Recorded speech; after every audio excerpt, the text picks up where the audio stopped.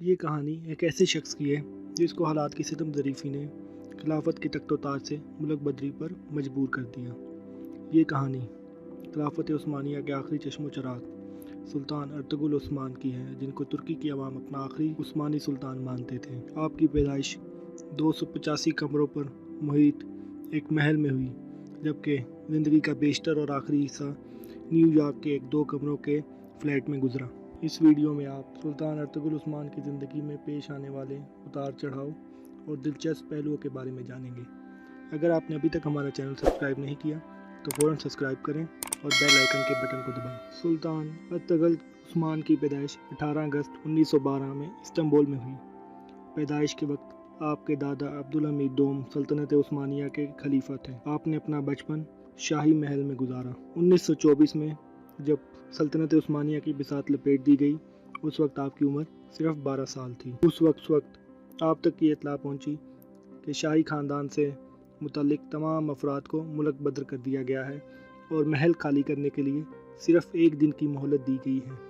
جی ہاں، شاہی خاندان کے مرد حضرات کو محل خالی کرنے کے لیے صرف 1 دن کی مہلت دی گئی تھی۔ 1939 میں آپ مختلف ممالک کی خاک چھانتے ہوئے بالآخر امریکہ پہنچے اور نیو یارک میں رہائش اختیار کی۔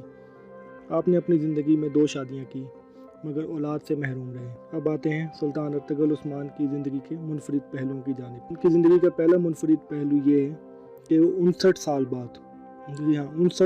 بعد ترکی واپس گئے تھے۔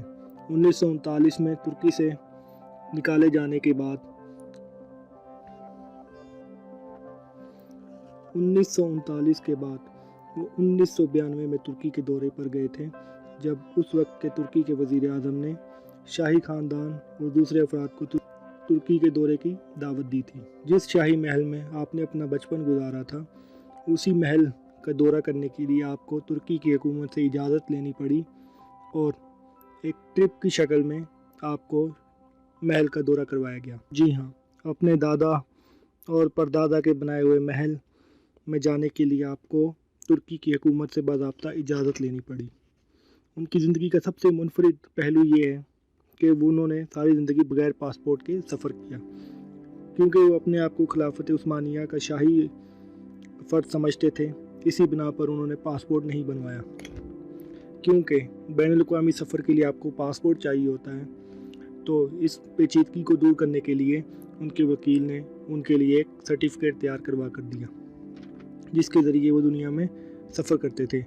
مگر 9/11 کے حملے کے بعد جب بین الاقوامی سفر میں سختیاں بڑھیں تو بالآخر 2004 میں انہوں نے ترکی کی شہریت حاصل کی اور انہیں ترکی کا پاسپورٹ دیا گیا۔ 1994 میں سلطان ارطغرل عثمان عثمانی شاہی خاندان کے 43ویں سربراہ منتخب ہوئے۔ اس کا مطلب یوں ہوا کہ اگر اس وقت سلطنت عثمانیہ کی حکومت موجود ہوتی تو آپ سلطنت عثمانیہ کے خلیفہ بنتے اور آپ کا خطاب سلطان ارطغرل دوم یا سلطان عثمان پنجم ہوتا۔ اکتوبر 2009 میں گردوں کے عارضے کے باعث آپ استنبول میں انتقال کر گئے۔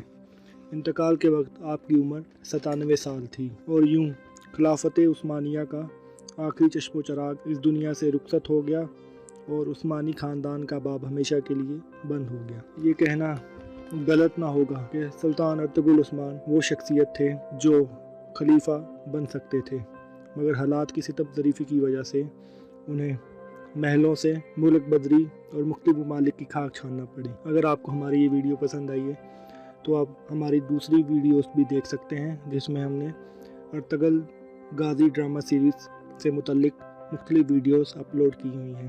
ویڈیو دیکھنے کے لیے بہت بہت شکریہ۔